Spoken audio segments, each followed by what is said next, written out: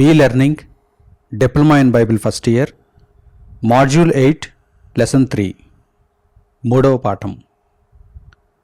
పరలోక నివాసులు ఎవరు?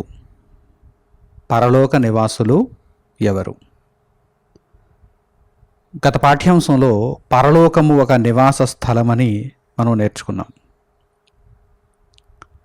పరలోకములో ప్రస్తుతానికి ఎవరెవరు నివసిస్తున్నారు? పరలోక నివాసులు ఎవరు?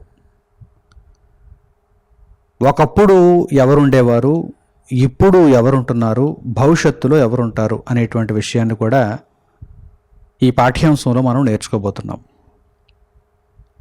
పరలోక నివాసులు అనగానే ప్రారంభానికి మనం వెళ్ళినప్పుడు, అంటే భూతకాలం, పాస్ట్ టెన్స్, మునుపటి కాలానికి మనం వెళ్ళినప్పుడు పరలోకములో తండ్రి అయిన దేవుడు, ఆయన కుమారుడైన యేసుక్రీస్తు, ఆయన కుమారుడైన పరిశుద్ధాత్మ, ఆయన సేవకులైన దేవుని దూతలు ఉండేవారు.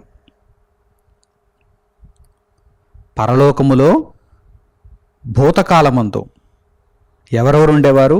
తండ్రి అయిన దేవుడు, ఆయన కుమారుడైన యేసుక్రీస్తు ప్రభువు, ఆయన కుమారుడైన పరిశుద్ధాత్మ, ఆయనకు సేవ చేసేటువంటి దేవదూతలు. ఆ తర్వాత దేవుని సంకల్పము నెరవేరడం ప్రారంభించింది.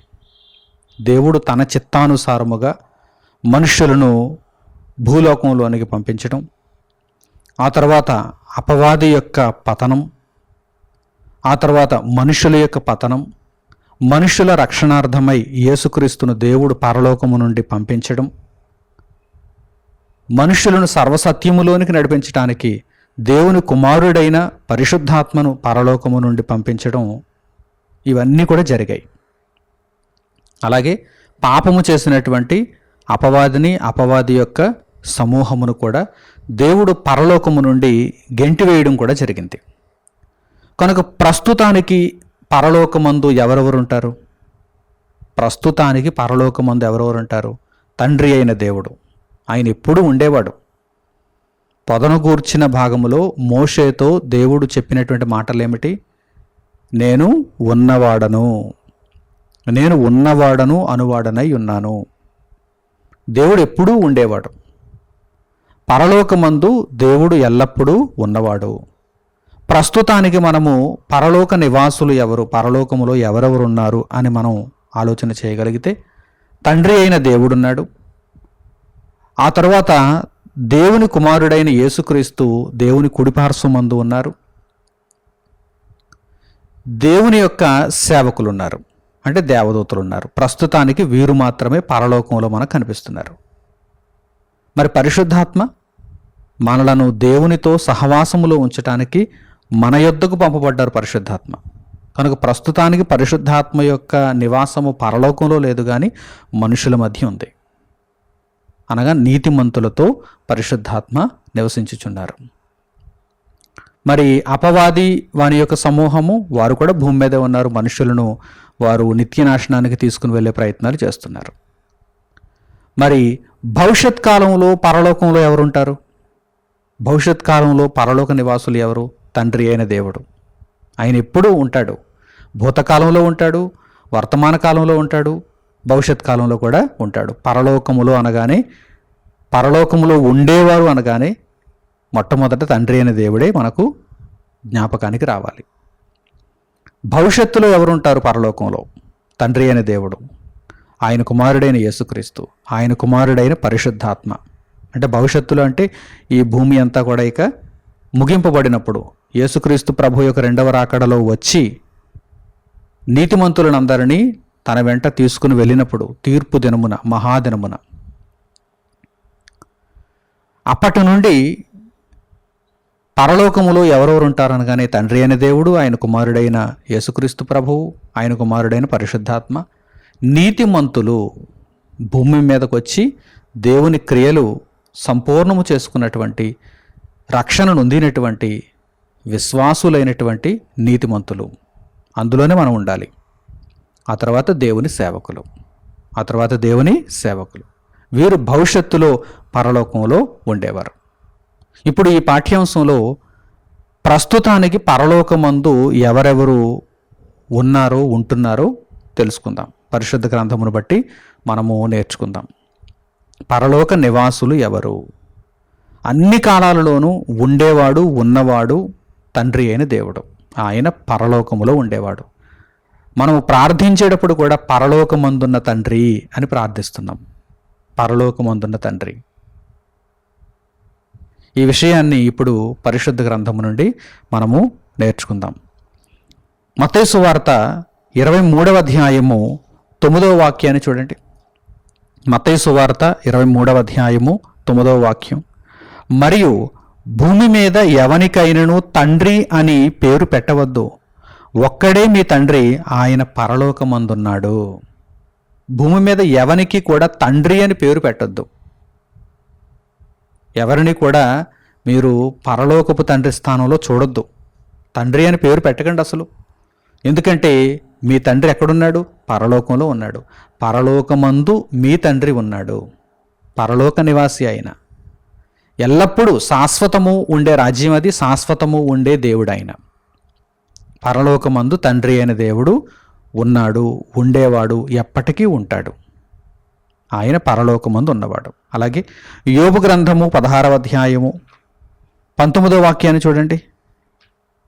ఈ విషయాన్ని ఈ వాక్య భాగంలో కూడా మనము గమనించవచ్చు. యోబు గ్రంథము 16వ అధ్యాయము 19వ వాక్యం. ఇప్పుడు నాకు సాక్షి అయిన వాడు పరలోకములోనున్నాడు. నాకు సాక్షి అయిన వాడు పరలోకములో ఉన్నాడు అని యోబు దేవుని గురించి మాట్లాడుతున్నాడు. దేవుడే నా సాక్షి అని. ఇప్పుడు నాకు సాక్షి అయిన వాడు పరలోకములోనున్నాడు, నా పక్షముగా సాక్ష్యము పలుకువాడు పరమందున్నాడు. పరమందున్నాడు, పరలోకములో ఉన్నాడు. ఎవరు? పరలోక నివాసి ఎవరు? పరలోకంలో ఉండేవారు ఎవరు? తండ్రి అయిన దేవుడు. తండ్రి అయిన దేవుడు ఆయన పరలోకములో ఉన్నాడు.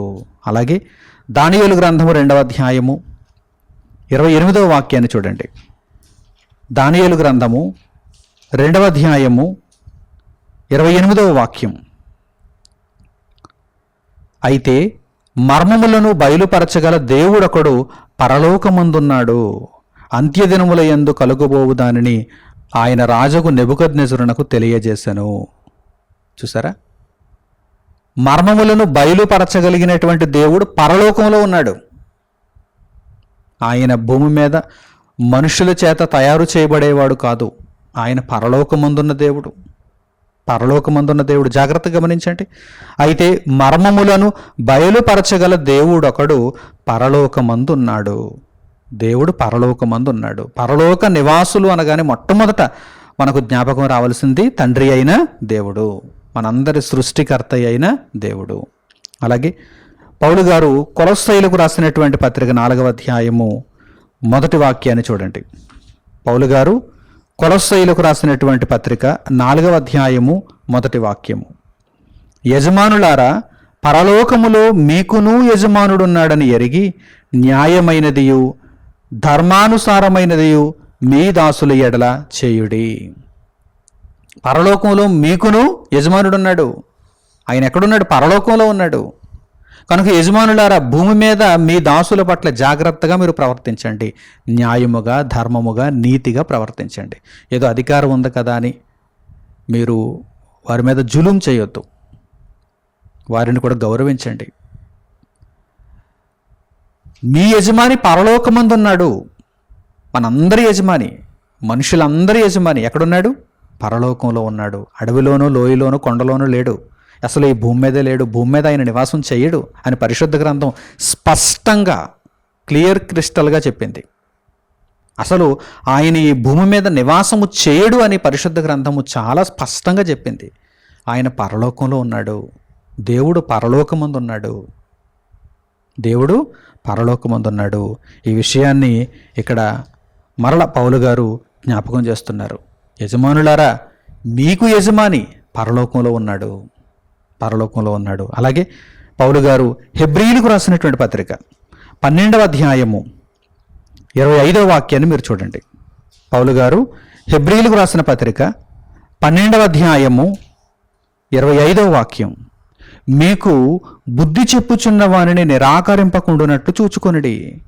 వారు భూమి మీద నుండి బుద్ధి చెప్పిన వానిని నిరాకరించినప్పుడు తప్పించుకొనకపోయిన ఎడల పరలోకము నుండి బుద్ధి చెప్పుచున్న వానిని విసర్జించు మనము తప్పించుకొనకపోవుట మరి నిశ్చయము గదా.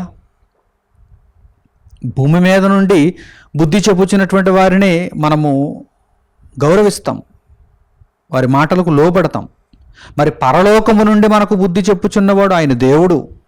మరి ఆయన మాటలకు మరి ఎక్కువగా మనం లోబడాలి, మరి ఎక్కువగా విధేయతను చూపించాలి, ఆయన ఆజ్ఞలను పాటించాలి. నా ప్రియులైనటువంటి సహోదరి సహోదరులారా, దేవుడు పరలోకంలో ఉన్నాడు, ఆయనకు మనము లోబడాలి. పరలోక నివాసులు అనగానే మొట్టమొదట దేవుడు జ్ఞాపకానికి రావాలి. మొట్టమొదట దేవుడు. పరలోకములో తండ్రి అయిన దేవుడు ఉన్నాడని మీరందరూ కూడా స్పష్టమైనటువంటి ఒక నిర్ధారణకు రాగలిగితే తరువాత వెంటనే మనకు జ్ఞాపకం రావాల్సింది ఎవరంటే దేవుని కుమారుడైన యేసుక్రీస్తు. దేవుని కుమారుడైన యేసుక్రీస్తు శరీరధారి అయి ఉన్నటువంటి దినములలో తప్ప మిగిలినటువంటి కాలమంతా కూడా యేసుక్రీస్తు ప్రభువు ఆత్మగా తండ్రి అయిన దేవుని చెంతనే ఉన్నారు. శరీరధారి అయినటువంటి దినములలో తప్ప చాలా కొద్ది కాలం అది ఆయన భూమి మీదకి వచ్చినటువంటి కాలం. ఇక మిగిలిన కాలం అంతా కూడా యేసుక్రీస్తు ప్రభు వారు ఎక్కడున్నారు? దేవుని కుడిపార్శ్వమున పరలోకంలో ఉన్నారు, తండ్రి అయిన దేవుని చెంత ఉన్నారు. అందుచేతనే యేసుక్రీస్తు ప్రభువు పరలోక నివాసి. పరలోక నివాసి. ఈ విషయాన్ని ఇప్పుడు మనము దేవుని గ్రంథం నుండి నేర్చుకుందాం. యోహాను సువార్త 3వ అధ్యాయము 13వ వాక్యాన్ని చూడండి. యోహాను సువార్త 3వ అధ్యాయము 13వ వాక్యం. మరియు పరలోకము నుండి దిగి వచ్చిన వాడే. యేసుక్రీస్తు ప్రభు పరలోకము నుండి దిగి వచ్చాడు.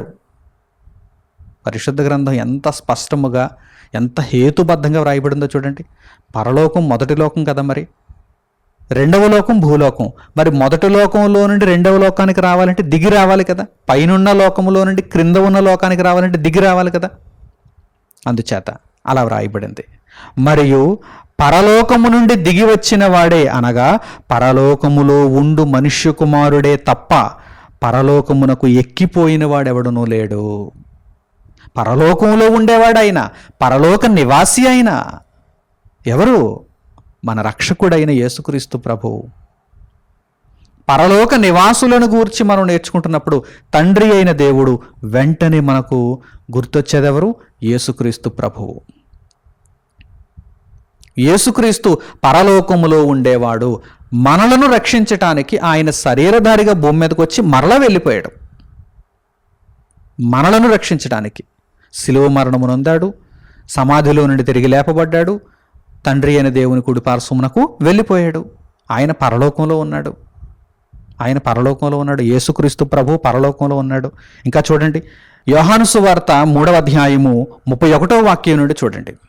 యోహాను సువార్త 3వ అధ్యాయము 31వ వాక్యం నుండి. పైనుండి వచ్చేవాడు అందరికీ పైనున్నవాడు. యేసుక్రీస్తు ప్రభువును గురించి ఈ మాటలు రాయబడ్డాయి. ఆయనే తెలియజేస్తున్నారు. పైనుండి వచ్చినవాడు, పైనుండి వచ్చేవాడు అందరికీ పైనున్నవాడు. ఇదిగో భూమి మీద ఉన్నటువంటి వారు అందరికీ పైనున్నవాడు ఆయన. యేసుక్రీస్తు ప్రభు ఆయన మాట వినాలి. పైనుండి వచ్చేవాడు అందరికీ పైన ఉన్నవాడు, భూమి నుండి వచ్చేవాడు భూ సంబంధి అయి భూ సంబంధమైన సంగతులను గురించి మాట్లాడను. భూ సంబంధులు ఎలా మాట్లాడుతున్నారు? లోక సంబంధంగా మాట్లాడుతున్నారు.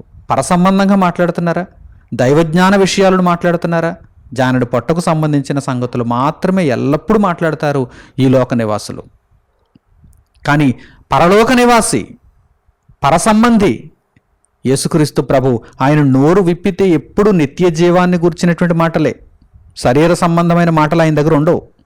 అందుచేతనే చూడండి, ఆయన బోధలు చూడండి, ఎక్కడైనా సరే శరీర సంబంధమైన బోధలు ఉన్నాయా? భూ సంబంధమైనటువంటి సంగతులు ఎక్కడైనా ఉన్నాయా? పర సంబంధమైన సంగతులను ఆయన మాట్లాడాడు. నిత్య జీవార్థమైన సంగతులను ఆయన మాట్లాడాడు. కనుక ఆయన చాలా ధైర్యంగా చెబుతున్నాడు, నేను భూ సంబంధిని కాదు పరలోక సంబంధిని అని. భూ సంబంధులు ఏం చేస్తారు? భూ సంబంధమైనటువంటి విషయాలను మాత్రమే మాట్లాడతారు. పరలోకము నుండి వచ్చేవాడు అందరికీ పైగా నుండి తాను కన్నవాటిని గూర్చియు విన్నవాటిని గూర్చియు సాక్ష్యం ఇచ్చును. ఆయన చెప్పే సంగతులు ఎటువంటి సంగతులు అనుకుంటున్నారు? సాక్ష్యాలవి, సత్య సాక్ష్యాలవి, సజీవ సాక్ష్యాలవి. తాను కన్నవాటిని గూర్చి విన్నవాటిని గూర్చి చెప్పాడు. పరలోకం అనగానే అది ఏదో కల్పిత కథ అనుకోకండి. యేసుక్రీస్తు ప్రభువు కన్నవాటిని గూర్చి విన్నవాటిని గూర్చి చెప్పగా పరలోకపు సంగతులు మనకు పరిశుద్ధ గ్రంథంలో కనిపిస్తున్నాయి. నిత్య జీవార్థమైన సంగతులు మనకు వినిపిస్తున్నాయి. మనం ఎంతో ధన్యులం. లోకము చూడని సంగతులను, లోకము వినని సంగతులను మనం చూస్తున్నాం, మనం వింటున్నాం. ఇది దేవుని కృప. చూడండి, జాగ్రత్తగా అంగీకరించండి. తాను కన్నవాటిని గూర్చి విన్నవాటిని గూర్చి సాక్ష్యం ఇచ్చాడు యేసుక్రీస్తు ప్రభువు. కనుక విని ప్రతి ఒక్కరూ కూడా గ్రహించాలి, తెలుసుకోవాలి. ఆయన సాక్ష్యము ఎవడునూ అంగీకరింపడు. ఆయన పరలోక సంబంధి గనక, పరలోక సంబంధమైనటువంటి విషయాలను మాట్లాడుతున్నాడు గనక అనేక మంది ఆయన సాక్ష్యాన్ని అంగీకరిస్తున్నారా? జానుడి పొట్టకు సంబంధించినటువంటి మాటలు ఉంటే చెప్పమంటున్నారు, లేదంటే వెళ్ళిపోతున్నారు. అంతే తప్ప పర సంబంధమైనటువంటి విషయాలను అర్థం చేసుకునే వారు ఉన్నారా అంటే లేరు అని ప్రభువు కూడా తెలియజేస్తున్నారు. తర్వాత ఆయన సాక్ష్యము అంగీకరించిన వాడు, అందరూ అంగీకరించారని లేదు. ఈరోజు నేను అంగీకరించాను ఆయన సాక్ష్యాన్ని, మీలో కూడా అనేక మంది అంగీకరిస్తున్నారు కదా. అంగీకరించాలి, అంగీకరించకుండా ఉండకండి. ఆయన సాక్ష్యము అనగా యేసుక్రీస్తు ప్రభువు పరలోకమును గూర్చి ఇచ్చిన సాక్ష్యము అంగీకరించిన వాడు దేవుడు సత్యవంతుడను మాటకు ముద్ర వేసి ఉన్నాడు. దేవుడు సత్యవంతుడను ఒప్పుకుంటున్నాడు. ఎవరైతే అంగీకరిస్తున్నారో వారు దేవుడు సత్యవంతుడని ఒప్పుకుంటున్నారు. ఎలయనగా దేవుడు తాను పంపిన వానికి కొలత లేకుండా ఆత్మను అనుగ్రహించును గనుక ఆయన దేవుని మాటలే పలుకును. దేవుని మాటలను పలికాడు యేసుక్రీస్తు ప్రభు. ఆయన పరలోక నివాసి, పరలోక సంబంధమైనటువంటి సంగతులని మాట్లాడాడు. మరి ఆయన మాటలను ఎందరు అంగీకరించగలుగుతున్నారు? అంగీకరించిన వారు ధన్యులు. అంగీకరించిన వారు దేవుడు సత్యవంతుడనేటువంటి మాటకు ముద్ర వేస్తున్నారు. హృదయపూర్వకంగా దేవుడు సత్యవంతుడని నమ్ముతున్నారని యేసుక్రీస్తు ప్రభువారు తెలియజేస్తున్నారు. అలాగే మార్కు సువార్త 16వ అధ్యాయము 19వ వాక్యాన్ని చూడండి. యేసుక్రీస్తు ప్రభువారు శరీరధారిగా ఈ భూమి మీదకి వచ్చి తిరిగి వెళుతున్నప్పుడు పలుకుబడినటువంటి మాటలను చూడండి. మార్కు సువార్త 16వ అధ్యాయము 19వ వాక్యం. ఎలాగూ ప్రభువైన యేసు వారితో మాట్లాడిన తరువాత పరలోకమునకు చేర్చుకొనబడి దేవుని కుడిపార్శ్వమున ఆసీనుడయ్యను. యేసుక్రీస్తు ప్రభు పరలోకమునకు చేర్చుకొనబడ్డారు. ఎందుకంటే ఆయన చిరునామా అది, ఆయన నివాసం అది. కనుక యేసుక్రీస్తు ప్రభువు పరలోకమునకు చేర్చుకొనబడ్డారు. ఇలాగు ప్రభు అయిన యేసు వారితో మాట్లాడిన తరువాత పరలోకమునకు చేర్చుకొనబడి దేవుని కుడిపార్శ్వమున ఆసీనుడయ్యాను. ఇప్పుడు దేవుని కుడిపార్శ్వమున ఉన్నారు ఆయన. యేసుక్రీస్తు ప్రభువు తండ్రి అయిన దేవుని కుడిపార్శ్వమున ఉన్నారు. అలాగే యోహాను సువార్త 6వ అధ్యాయము 38వ వాక్యాన్ని కూడా చూడండి. యోహాను సువార్త 6వ అధ్యాయము 38వ వాక్యం. నా ఇష్టమును నెరవేర్చుకొనుటకు నేను రాలేదు, నన్ను పంపిన వాని చిత్తము నెరవేర్చుటకే పరలోకము నుండి దిగివచ్చి తిని. ఈ భూమి మీదకి నేను పరలోకము నుండి దిగి వచ్చాను అంటున్నారు యేసుక్రీస్తు ప్రభు. ఒకప్పుడు నేను పరలోకంలో ఉన్నవాడను, ఇదిగో భూమి మీదకి వచ్చాను, మరలా పరలోకానికి చేర్చుకొనబడ్డాను. నా ఇష్టాన్ని నెరవేర్చుకోవడానికి కాదు. ఇదిగో మనుషులారా, మీరు మీ ఇష్టాలను నెరవేర్చుకున్నారా? పరలోకానికి రాలేరు. తండ్రి ఇష్టాన్ని నెరవేర్చారా? పరలోకానికి చేర్చుకొనబడతారని యేసుక్రీస్తు ప్రభు సాక్ష్యం ఇస్తున్నారు. జాగ్రత్తగా వినండి. మీ ఇష్టాలను మీరు నెరవేర్చుకుంటే మీరు పరలోకానికి రాలేరు. మరి ఎవరి ఇష్టాన్ని నెరవేర్చాలి? తండ్రి అయిన దేవుని ఇష్టాన్ని నెరవేర్చాలి. అప్పుడు మీరు పరలోకానికి ఆహ్వానింపబడతారు, అంగీకరింపబడతారు. యేసుక్రీస్తు ప్రభువు పరలోకము నుండి దిగివచ్చారు. తండ్రి చిత్తాన్ని నెరవేర్చడానికి యేసుక్రీస్తు ప్రభువు పరలోకము నుండి దిగివచ్చారు. అలాగే 6వ అధ్యాయము యోహాను సువార్త 51వ వాక్యాన్ని కూడా చూడండి. యోహాను సువార్త 6వ అధ్యాయము 51వ వాక్యం. పరలోకము నుండి దిగివచ్చిన జీవాహారమును నేనే. యేసుక్రీస్తు ప్రభువారు తెలియజేస్తున్నారు. చూడండి, ఆయన పరలోక నివాసి, పరలోకంలో నుండి వచ్చారు, మరల పరలోకానికి వెళ్ళారు. ఆయన శాశ్వత చిరునామా పరలోకమే. చూడండి, పరలోకము నుండి దిగి వచ్చిన జీవాహారమును నేనే, ఎవడైనను ఈ ఆహారము భుజించితే వాడెల్లప్పుడూ జీవించును, మరియు నేనిచ్చు ఆహారము లోకమునకు జీవము కొరకైన నా శరీరమే అని మీతో నిశ్చయముగా చెప్పుచున్నానెను. ఆయన ఒక్కడే ఉండాలనుకోలేదు అక్కడ, మనలను కూడా తీసుకుని వెళదాం అనుకుంటున్నాడు ఆయన. కనుక తన శరీరాన్నే మనకు సమర్పించాడు, తన రక్తాన్ని మన కొరకు సమర్పించాడు. ఇప్పుడు మనము ఆయనను అనుసరించి పరలోకానికి వెళ్ళాలన్నదే దేవుని యొక్క సంకల్పము. అలాగే పౌలు గారు కొరింథీయులకు రాసినటువంటి మొదటి పత్రిక 15వ అధ్యాయము 47వ వాక్యాన్ని చూడండి. పౌలు గారు కొరింథీయులకు రాసినటువంటి మొదటి పత్రిక 15వ అధ్యాయము 47వ వాక్యం. మొదటి మనుష్యుడు భూ సంబంధి అయి మంటి నుండి పుట్టినవాడు.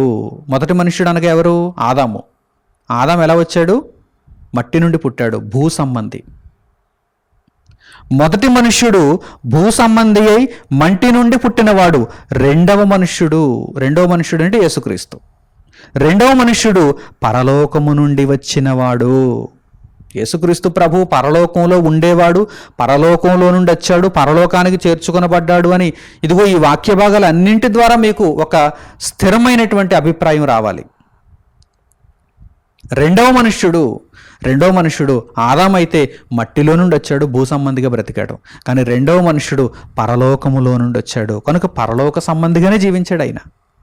యేసుక్రీస్తు ప్రభు యొక్క బ్రతుకు కాలం భూమి మీద శరీరధారిగా ఆయన యొక్క దినములు ఎలా ఉన్నాయి? దైవ చిత్తానుసారంగా ఉన్నాయి, పరలోక సంబంధిగా ఉన్నాయి. ఆయన భూ సంబంధిగా బ్రతకలేదు, పరలోక సంబంధిగా బ్రతికాడు. కనుక మనకు పాఠాన్ని నేర్పిస్తున్నాడు ఆయన. మనము కూడా పరలోక సంబంధులుగా జీవించాలని నేర్పిస్తున్నాడు. ఎందుకంటే మనము ఇక వెళ్ళబోయే వారం, భవిష్యత్తులో మన యొక్క నివాసం కూడా పరలోకమే కదా. భవిష్యత్తులో మన యొక్క ఆచూకీ కూడా అక్కడే ఉండాలి కదా. కనుక అలా ఉండాలి అంటే అది సులువుగా అయిపోయే పని కాదు. ఇప్పుడు మనము దేవుని కొరకు చక్కగా బ్రతకాలి, పరలోక సంబంధులముగా బ్రతకాలి. దేవుని కుమారుడైన యేసుక్రీస్తు ప్రభు ఎలా బ్రతికాడో ఆ విధంగా మనము పరలోక సంబంధులుగా బ్రతకాలి. అలాగే అపొస్తలుల కార్యములు 1వ అధ్యాయము 9వ వాక్యం నుండి చూడండి.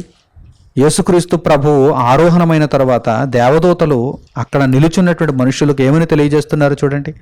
అపొస్తలుల కార్యములు 1వ అధ్యాయము 9వ వాక్యం నుండి ఈ మాటలు చెప్పి వారు చూచుచుండగా ఆయన ఆరోహణమాయను. అంటే యేసుక్రీస్తు ప్రభు వారు శరీరధారిగా భూమి మీద ఉన్నటువంటి దినములు పూర్తయిపోయిన తర్వాత ఆయన శిలువ మరణము నొంది సమాధిలో నుండి తిరిగి లేపబడిన తర్వాత ఆయన ఆరోహణమై వెళ్ళిపోయారు, పరలోకమునకు ఆయన చేర్చుకొనబడ్డారు.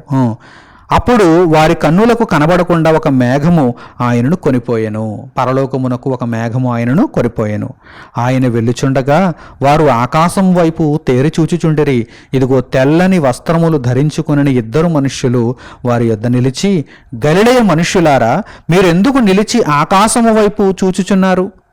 మీ యొద్ద నుండి పరలోకమునకు చేర్చుకొనబడిన ఈ యేసే ఏ రీతిగా పరలోకమునకు వెళ్ళుట మీరు చూచితురో ఆ రీతిగానే ఆయన తిరిగి వచ్చునని వారితో చెప్పిరి. ఇదిగో మీరు అలా తేరు చూస్తున్నారు, మీరు నిలుచుండి అలా తేరు చూస్తున్నారు, యేసుక్రీస్తు ప్రభు పరలోకానికి వెళ్ళిపోయారే అని అలా తేరు చూస్తున్నారు.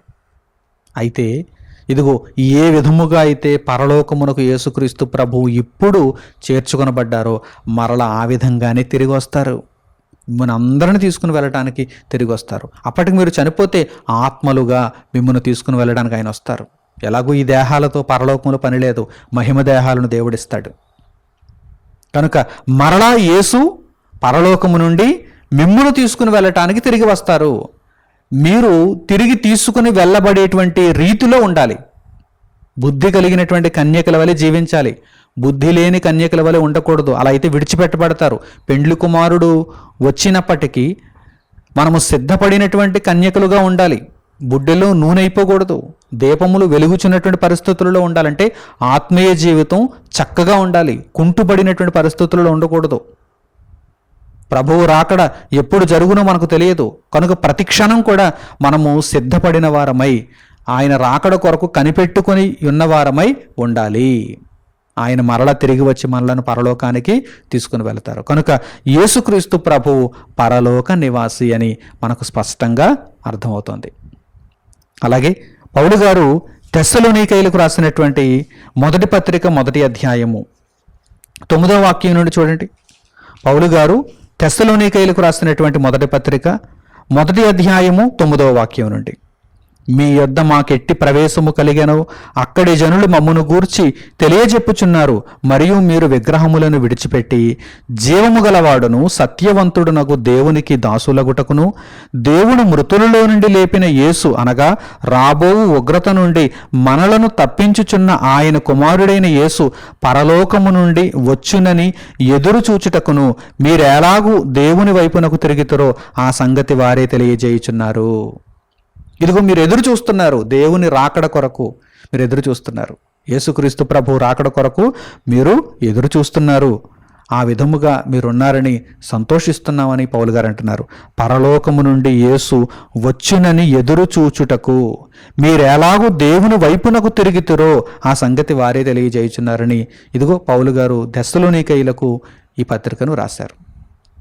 అంటే విశ్వాసులుగా మనందరి అభిప్రాయం లేక ఆలోచన లేక ఒక గొప్ప ఆశ ఏమై ఉండాలి?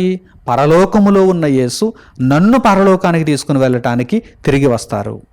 ఆయన పరలోక నివాసి, నన్ను కూడా పరలోక నివాసిగా చేయటానికి ఆయన తిరిగి మరలా 2వ రాకడలో వస్తారనేటువంటి గొప్ప ఆకాంక్ష మనందరిలో ఉండాలి. ఇది పరిశుద్ధ గ్రంథమును బట్టి మనకు అనుగ్రహింపబడినటువంటి నీతియుక్తమైన జ్ఞానపు సూక్తి. కనుక ఈ విషయంలో మనము ఏమాత్రం కూడా ఏమరపాటుగా ఉండకూడదు, అలక్ష్యంగా ఉండకూడదు. ఎందుకంటే పరలోకానికి వెళ్ళడం అనేది చాలా గొప్ప భాగ్యం కదా. పరలోకానికి మనలను తీసుకుని వెళ్ళు నిమిత్తము ప్రభువైన యేసు తిరిగి రాబోతున్నారంటే మనము ఈ విషయంలో చాలా జాగరూకతతో దేవుని వాక్యమునకు లోబడి అన్ని సంగతుల యందు దేవునిని సంతోషపెట్టేవారముగా మనము జీవించాలి. పరలోక నివాసులు అనగానే తండ్రి అయిన దేవుడు పరలోక నివాసి, యేసుక్రీస్తు ప్రభు పరలోక నివాసి అని మనకు స్పష్టంగా అర్థమైంది. ఇంకా ఎవరైనా ఉన్నారా? పరలోక నివాసులు ఇంకా ఎవరైనా ఉన్నారా? దేవదూతలు ఉన్నారు. ఈ దేవదూతలలో ప్రధానులు ఉన్నారు, అధికారులు ఉన్నారు, మహాదూతలు ఉన్నారు. వివిధ వర్గాలకు సంబంధించిన వారు, అంటే వివిధ స్థాయిలకు సంబంధించిన వారుగా వారు కనిపిస్తున్నారు. ఒకానొక వాక్య భాగాన్ని ఇప్పుడు మనం చూద్దాం. పౌలు గారు ఎఫెసీయులకు రాసినటువంటి పత్రిక 3వ అధ్యాయము 8వ వాక్యం నుండి మీరు చూడండి. పౌలు గారు ఎఫెసీయులకు రాసిన పత్రిక 3వ అధ్యాయము 8వ వాక్యం నుండి, దేవుడు మన ప్రభువైన క్రీస్తు యేసునందు చేసిన నిత్య సంకల్పము చొప్పున పరలోకములో ప్రధానులకును అధికారులకును సంఘము ద్వారా తన యొక్క నానా విధమైన జ్ఞానము ఇప్పుడు తెలియబడవలనని ఉద్దేశించి శోధింప సఖ్యము కాని క్రీస్తు ఐశ్వర్యమును అన్యజనులలో ప్రకటించుటకును సమస్తమును సృష్టించిన దేవుని యందు పూర్వకాలము నుండి మరుగయ్యున్న ఆ మర్మమును గూర్చిన ఏర్పాటు ఎట్టిదో అందరికిని తేటపరచుటకును పరిశుద్ధులందరిలో అత్యల్పుడునైన నాకు ఈ కృప అనుగ్రహించెను. దేవుని యొక్క సంకల్పము సంఘము ద్వారా వివరింపబడాలి. దేవుని యొక్క సంకల్పాన్ని దేవుడు అనాదిగా మరుగుగా ఉంచాడు. ఈరోజు మనకు ఈ సంగతులు వెల్లడవుతున్నాయంటే అది దేవుని మహాకృప. మరుగై ఉన్నటువంటి మహాజ్ఞానాన్ని మనకు అనుగ్రహిస్తున్నాడు దేవుడు. అందును బట్టి మనం ఎంతో సంతోషిస్తున్నాం. ఇదిగో ఆ రోజు పౌలు గారు కూడా ఎంతో సంతోషిస్తున్నారు. సంఘము ద్వారా తెలియపరచబడుతున్నటువంటి ఈ దేవుని జ్ఞానము పరలోకములో ఉన్న ఇదిగో అధికారులు కూడా తెలుసుకుంటున్నారు, ప్రధానులు కూడా తెలుసుకుంటున్నారు అని ఇక్కడ వ్రాయబడింది. దేవదూతలు అనేటువంటి మాడ్యూల్ ద్వారా మీరు పరలోకములో ఉన్నటువంటి వివిధ స్థాయిలకు సంబంధించినటువంటి దేవదూతలను గురించి నేర్చుకున్నారు. ప్రధానులు ఉన్నారు, అలాగే అధికారులు ఉన్నారు. వారు కూడా పరలోక నివాసులే.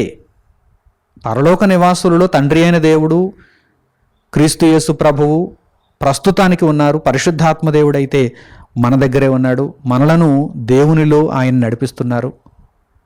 ఆయన మరలా క్రీస్తు 2వ రాకడలో పరలోకానికి వెళ్ళిపోతారు. ఇంకా పరలోకంలో ఉండేవారు ఎవరు అనగానే దేవదూతలు. దేవదూతలలో ప్రధానులు అధికారులు పరలోకంలో ఉన్నారు. పరలోక నివాసులుగా వారు కూడా మనకు కనిపిస్తున్నారు. అలాగే పౌలు గారు ఎఫెసీయులకు రాసిన పత్రిక 3వ అధ్యాయము 14వ వాక్యాన్ని కూడా చూడండి. ఎఫెసీయులకు పౌలు గారు రాసిన పత్రిక 3వ అధ్యాయము 14వ వాక్యం. ఈ హేతువు చేత పరలోకమునందును భూమి మీదను ఉన్న ప్రతి కుటుంబము ఏ తండ్రిని బట్టి కుటుంబం అని పిలువబడుచున్నదో ఆ తండ్రి ఎదుట నేను మోకాళ్ళూని అని పౌలు గారు ఇక్కడ మాట్లాడుతున్నారు. పరలోకంలో కూడా కుటుంబాలు ఉన్నాయి. ఏ కుటుంబాలు? దేవదూతలు సమూహాలుగా తండ్రి అయిన దేవుని యొక్క ఆజ్ఞను నెరవేర్చే సేవకులుగా వారు కనిపిస్తున్నారు. కనుక పరలోకమందును భూమి మీదను ఏ తండ్రిని బట్టి కుటుంబాలు ఏర్పడ్డాయో ఆ తండ్రి ఎదుట నేను మోకాళ్ళుని అని ఇక్కడ పౌలు గారు మాట్లాడుతున్నారు. అంటే పరలోకమందు దేవదూతలు సమూహాలుగా ఉన్నారని ఈ వాక్య భాగాన్ని బట్టి మనం అర్థం చేసుకోవచ్చు. అలాగే మిగిలినటువంటి దేవదూతలందరూ కూడా పరలోకంలో ఉంటారు. ప్రధానులు, అధికారులు, కుటుంబాలుగా ఉన్నటువంటి వారు మాత్రమే కాకుండా, కుటుంబాలు అనగానే ఇక్కడ ఏదో భూమి మీద ఒక భార్య, ఒక భర్త, పిల్లలు అన్నట్టుగా అనుకోకండి. కుటుంబం అనగానే ఒక సమూహము అంటే దేవుడు అప్పగించినటువంటి పనిని నెరవేర్చే ఒక సమూహము, టీం వర్క్ లాంటిదన్నమాట. దానిని గురించి పౌలు గారు అక్కడ కుటుంబము అని ప్రస్తావించారు. ఇక మిగిలినటువంటి దేవదూతలు కూడా పరలోకంలోనే ఉంటారు కదా. దేవుడు ఇచ్చినటువంటి ఆజ్ఞలను నెరవేర్చేవారు కదా వారందరూ. కనుక మిగిలిన దేవదూతలను గురించి కూడా మనము పరిశుద్ధ గ్రంథం నుండి నేర్చుకుందాం. మత్తయి సువార్త 22వ అధ్యాయము 30వ వాక్యాన్ని చూడండి. మత్తయి సువార్త 22వ అధ్యాయము 30వ వాక్యం. పునరుత్థానమందు ఎవరును పెండ్లి చేసుకొనరు, పెండ్లికి ఇయ్యబడరు, వారు పరలోకమందున్న దూతల వలె ఉందరు. పరలోకమందు ఎవరున్నారు? దూతలున్నారు. పునరుత్థానమును గూర్చి యేసుక్రీస్తు ప్రభువారు ఇక్కడ వివరిస్తున్నారు. అయితే అలా వివరించే క్రమంలో ఆ పోలిక తీసుకున్నారు, ఆ ఉదాహరణ తీసుకున్నారు. పునరుత్థానము నొందినటువంటి వారు ఎవరిని పోలి ఉంటారంటే అది దేవదూతలను పోలే కదా ఉంటారు అని. కనుక దేవదూతలు ఎక్కడున్నారు? పరలోకమందున్నారు. పరలోకమందున్న దూతల వలె. అర్థమవుతుందా మీకు? పరలోక నివాసులు అనగానే తండ్రి అయిన దేవుడు, యేసుక్రీస్తు ప్రభువు, పరిశుద్ధాత్మ ప్రస్తుతానికైతే మనలను ఈ భూమి మీద దేవునిలో నడిపిస్తున్నారు. కానీ యేసుక్రీస్తు ప్రభువు యొక్క రెండవ రాకడ జరిగిన తర్వాత నీతిమంతులైన ఆత్మలందరూ యేసుక్రీస్తు ప్రభువు ద్వారా పరలోకానికి చేర్చుకొనబడేటువంటి ఆ సమయంలో పరిశుద్ధాత్మ కూడా ఇంకా అక్కడే ఉంటారు. ఇక మిగిలిన వారు దేవదూతలు, వారిలో ప్రధానులు, అధికారులు, కుటుంబములుగా ఉన్నవారు, దేవదూతలందరూ కూడా పరలోకంలో ఉంటారు. మరి ఉండనిదెవరు? పరలోకంలో ఉండనిదెవరు? అపవాది, వాడిని వెంబడించిన దురాత్మల సమూహము, అనీతిమంతులైనటువంటి మనుషులు. వీరందరూ కూడా నిత్య నాశనానికి పోతారు. వారికి పరలోకంలో చోటు లేదు. ప్రకటన గ్రంథములో 12వ అధ్యాయము 7వ వాక్యం నుండి మనం గమనించాం కదా. పరలోకమందు యుద్ధం జరిగింది, వాడు ఓడిపోయాడు, అపవాది అయిన వాడు ఓడిపోయాడు. మిఖాయేలు మరియు ఆయన దూతలు అపవాదిని వెంబడించినటువంటి దురాత్మల సమూహమును ఓడించి పరలోకంలో వారికి చోటు లేకుండా చేశారు కదా. కనుక పరలోక నివాసులలో లేకుండా పోయినది ఎవరు అనగానే అపవాదిని వెంబడించిన దురాత్మల సమూహము, అలాగే దుష్టులైనటువంటి మనుష్యులు, అవిశ్వాసులైనటువంటి మనుష్యులు, అపవాదిని వెంబడించిన మనుషులు, వీరందరూ కూడా నిత్య నాశనానికి వెళ్ళిపోతారు. దేవదూతలను గురించి ఇంకా వ్రాయబడినటువంటి వాక్య భాగాలను మనం చూద్దాం. పేతురు గారు రాసినటువంటి మొదటి పత్రిక 3వ అధ్యాయము 22వ వాక్యాన్ని మీరు చూడండి. పేతురు గారు రాసినటువంటి మొదటి పత్రిక 3వ అధ్యాయము 22వ వాక్యం. ఆయన పరలోకమునకు వెళ్ళి, అనగా యేసుక్రీస్తు ప్రభువు పరలోకమునకు వెళ్ళి దూతల మీదను, అక్కడ దూతలు ఉన్నారు కదా, మరి దేవదూతలు పరలోకంలో ఉన్నారు కదా, మరి కనుక దూతల మీదను, అధికారుల మీదను, శక్తుల మీదను అధికారము పొందినవాడై దేవుని కుడి పార్శ్వమున ఉన్నాడు. అంటే దేవదూతలు పరలోకంలో ఉన్నారు, అధికారులు అక్కడ ఉన్నారు, శక్తులు అక్కడున్నాయి.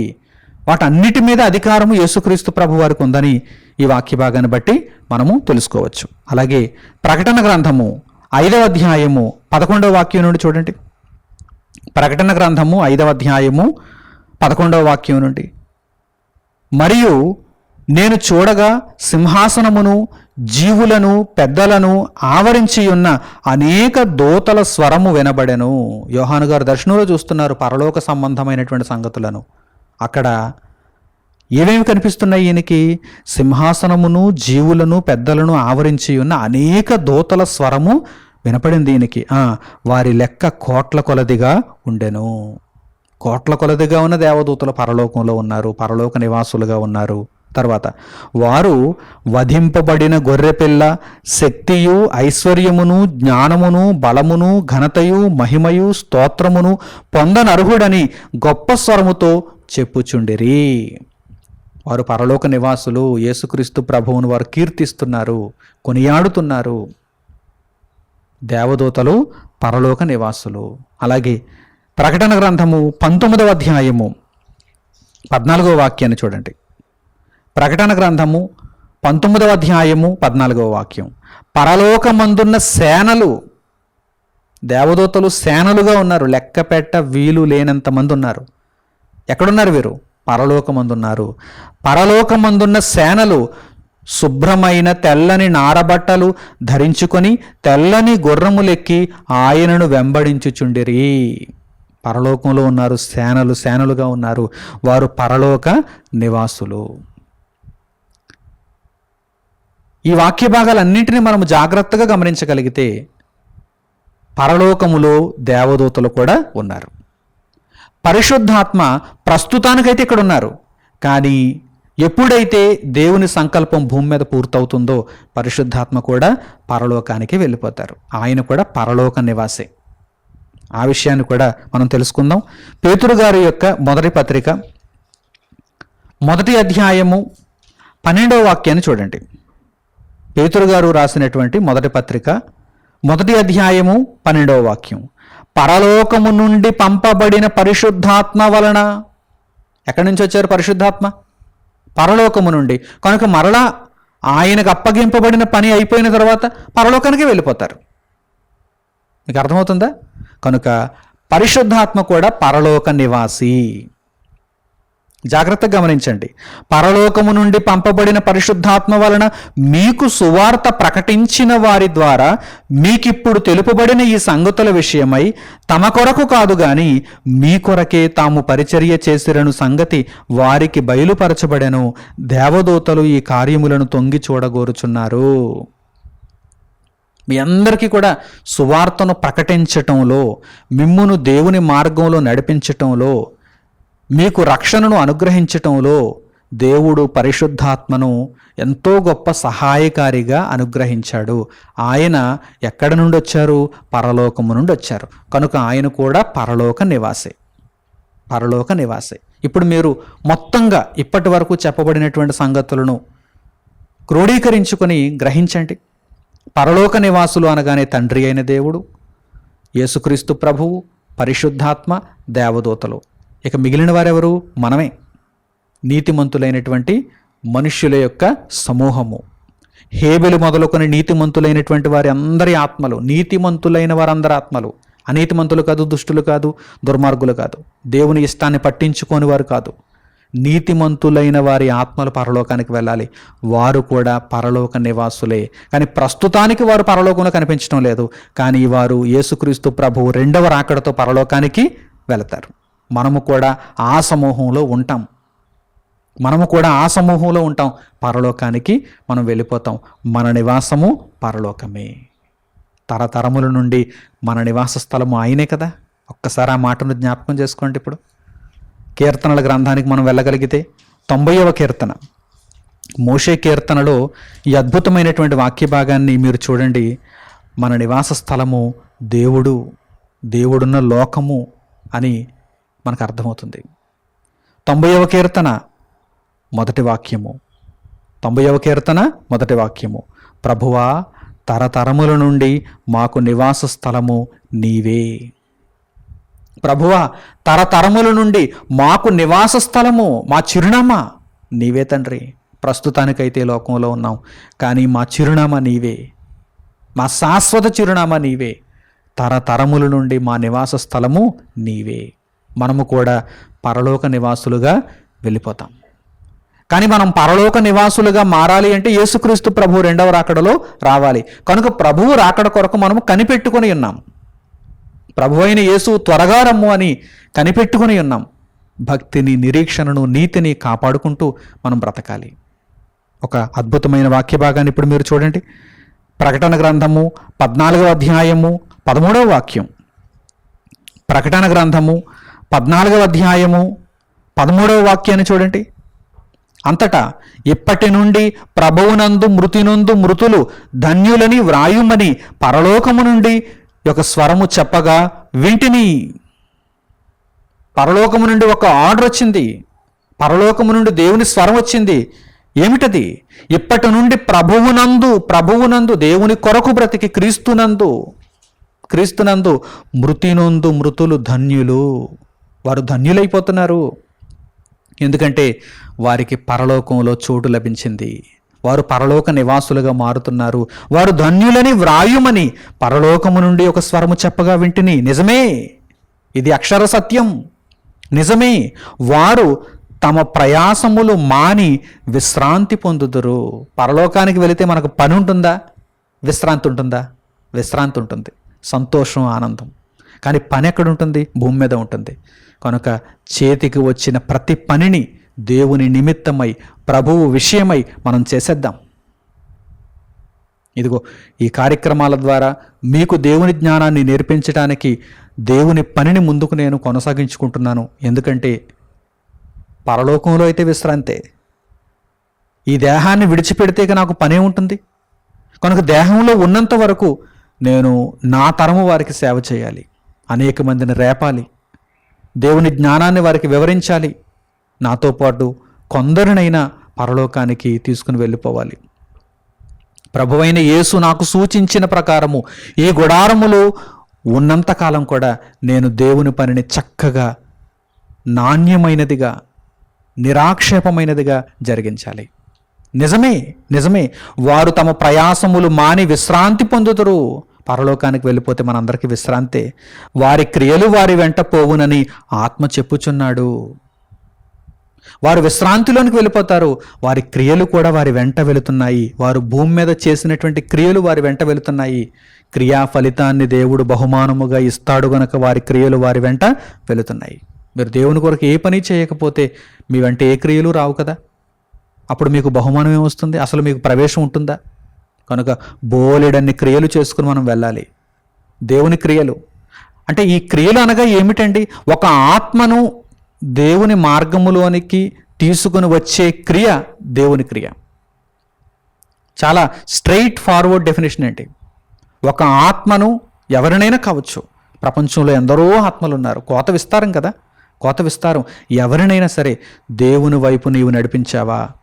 దేవుని మాటలను వినిపించి వారిని దేవుని యొద్దకు చేర్చావా? భలా నమ్మకమైన మంచి దాసుడు అని దేవుడు మనలను ఆహ్వానిస్తాడు, మనలను అంగీకరిస్తాడు. మన వెంట బోలెడు క్రియలు రావాలి. నీతి క్రియలు, సత్క్రియలు, దైవక్రియలు రావాలి, దుష్క్రియలు కాదు. కనుక మనము పరలోక నివాసులుగా ఉండాలని దేవుడు అపేక్షిస్తున్నాడు. మనలో కూడా ఆ అపేక్ష ఉండాలి, ఆ కోరిక తీవ్రంగా ఉండాలి. పరలోకాన్ని స్వతంత్రించుకోవాలి, పరలోకాన్ని సాధించుకోవాలి. ఈ లోకంలో ఎందరో ఎన్నిటినో వేటునో సాధించుకుంటున్నారు. కానీ మన యొక్క సాధన పరలోకము నిమిత్తమైనదై ఉండాలి. పరలోక నివాసులను గూర్చి మీకు పూర్తిగా అర్థమైతే నేను కూడా పరలోక నివాసిగా మారాలి. యేసుక్రీస్తు ప్రభువు ద్వారా అది సాధ్యం. నేను దేవుని కొరకే బ్రతుకుతానని ఒక మంచి నిర్ణయం తీసుకోండి. దానికి కట్టుబడి జీవించండి. పరలోక నివాసులుగా మీరుంటారు. మనం అందరం కూడా పరలోక నివాసులుగా ఉండాలని హృదయపూర్వకంగా కోరుకుంటూ, దేవుని వాక్యమును మన జీవితకాలం అంతా పాటిస్తూ బ్రతకాలని హృదయపూర్వకంగా నేను ఆశిస్తూ ఈ పాఠ్యాంశమును ఇంతటితో నేను ముగిస్తున్నాను. మన తండ్రి అయిన దేవుని ప్రేమ, మన రక్షకుడైన యేసుక్రీస్తు వారి కృప, పరిశుద్ధాత్ముని అన్యోన్య సహవాసము మనందరికీ సదాకాలము తోడై మనలను నడిపించునుగాక. ఆమేన్. తండ్రి అయిన దేవునికి ప్రార్థనలు ఏకీభవించండి. మహోన్నతుడును పరలోక నివాసి అయిన మా కన్న తండ్రి, మీ యొద్దకు రావటానికి నాయన, మీరున్న లోకములోనికి అంగీకరింపబడటానికి ఇదిగో నాయన ఈ పాఠ్యాంశమును విన్న తరువాత మేము ఎంతో అపేక్షతో ఉన్నాము. దానిని సాధ్యపరుచుకోవాలంటే మీ కుమారుడు మా రక్షకుడునైన యేసుక్రీస్తు ప్రభువు ద్వారా మాత్రమే అది సాధ్యము కనుక నాయన, ఆయన మాకు సూచించిన ప్రకారము ఆయన మార్గములో నడుచుకుంటూ ఆయన క్రియలను పరిపూర్ణముగా జరిగించుకొనుటకు మాకు సహాయమును దయచేయండి తండ్రి.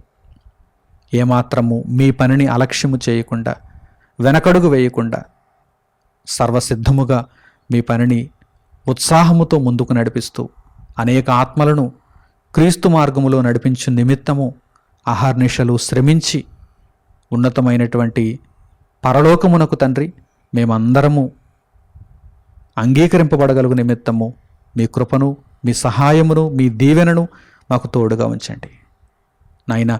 మీ మాటలు విని చక్కని ప్రేరణ నొంది ఇక మీదట లోక సంబంధులుగా కాకుండా పరలోక సంబంధులుగా జీవించాలనేటువంటి నిర్ణయాలు తీసుకున్న బిడ్డలందరికీ మీ కృపా కనికరములు తోడుగా ఉంచి అంతము వరకు ఆ నిర్ణయానికి కట్టుబడి ఉండగలిగేటువంటి భాగ్యమును వారికి ఇమ్మని మిమ్మను హృదయపూర్వకంగా వేడుకుంటూ మా ప్రార్థన విన్నపములన్నింటినీ మా ప్రభువును మా రక్షకుడునైన యేసుక్రీస్తు వారి పేరిట మిమ్మల్ని వేడుకొనిచున్నాము తండ్రి. ఆమెన్. అందరికీ వందనములు. సెలవు.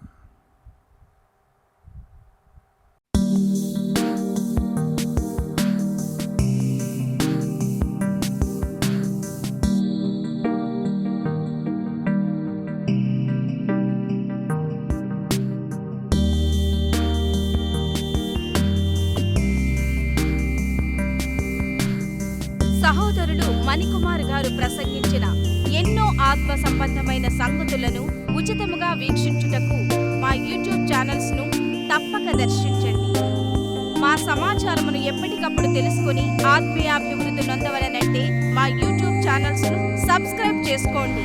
సత్వర నోటిఫికేషన్ల కొరకు సబ్స్క్రైబ్ బటన్ ప్రక్కనే ఉన్న బెల్ సింబల్ ను క్లిక్ చేయండి. మరిన్ని వివరములకు మీరు సంప్రదించవలసిన మా ఫోన్ నెంబర్స్ 8978414178 మరియు 8333927666. ధన్యవాదములు. ఈ కార్యక్రమమును అనేక మందికి పరిచయం చేయగలరని ఆశిస్తున్నాము. ప్రభువైన యేసుక్రీస్తు పేరిట మీకు శుభములు.